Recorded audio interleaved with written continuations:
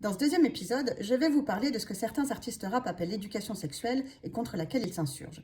Cette éducation, qui s'appelle en réalité l'éducation à la sexualité, existe depuis 1973, rien de nouveau sous le soleil. En revanche, à partir de 2013, l'OMS, l'Organisation mondiale de la santé, a proposé de passer d'une approche plutôt technique, centrée sur la contraception et les MST, à une approche plus interactionnelle et affective, centrée sur la notion de consentement. Ce ne sera pourtant qu'à partir de 2017-2018, après l'adoption de la loi pour le mariage pour tous et les premières vagues MeToo, que des groupes de contestation vont commencer à se faire jour, notamment sur la toile.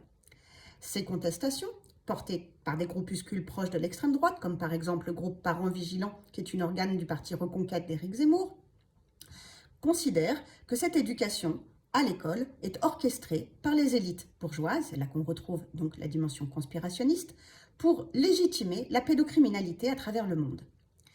C'est donc l'OMS qui porterait donc l'enjeu de la pédocriminalité à travers le monde.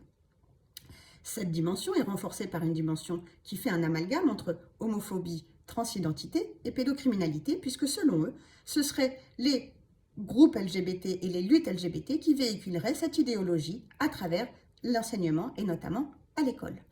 Voilà comment l'arc FAF, conspi et mascu se retrouvent à travers cette notion d'éducation sexuelle. Et si le savoir est une arme, maintenant vous savez, et à vous de faire vos choix.